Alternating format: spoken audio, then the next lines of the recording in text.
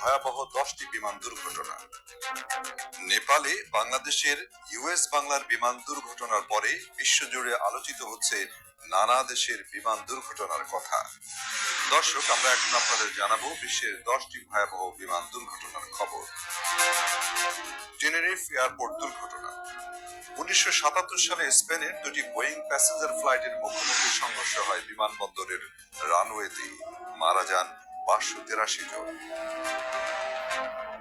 Japan এয়ারলাইন্সের flight 123 1985 সালে Tokyo থেকে ওড়ার মাত্র 12 মিনিটের মধ্যেই বিমানটি দুর্ঘটনার পরে মাউন্ট ওসুটাকার উপরে।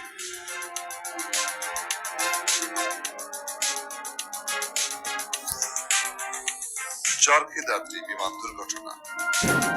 1996 সালে ভারতের মাঝ আকাশেই মুখোমুখি সংঘর্ষ হয় সৌদি আরবের বোয়িং ও কাজাকিস্তানের এয়ারলাইন্সের দুটি বিমানে। এতে মৃত্যু হয় মোট 349 জন যাত্রী।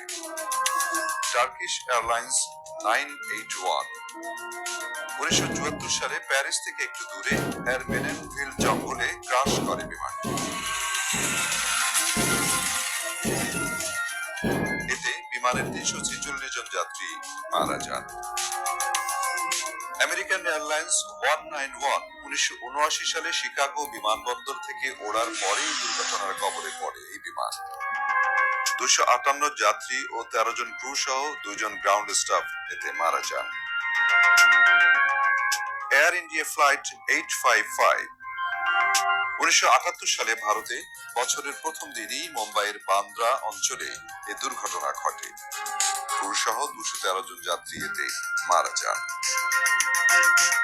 এয়ার ইন্ডিয়া এক্সপ্রেস ফ্লাইট 812 2010 সালে ভারতের বেঙ্গালুরু বিমানবন্দরের রানওয়ে থেকে বেরিয়ে গিয়ে পাহাড়ের উপর থেকে পড়ে যায় বিমানটি। 158 জন যাত্রী এতে মারা যান। বেঁচে ছিলেন মাত্র 8 জন।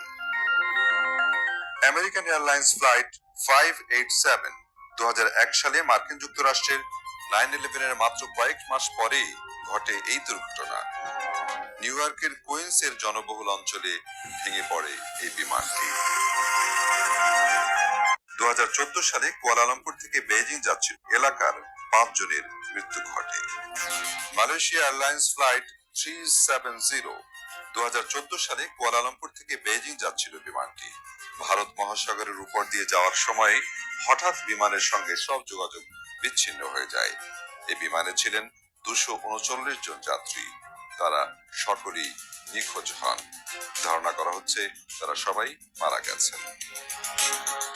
চায়না এয়ারলাইন্স ফ্লাইট 140 1994 সালে জাপান বিমানবন্দরে এই দুর্ঘটনার কবলে পড়ে এই বিমানটি। 271 জনের মধ্যে মারা যান 264 জন।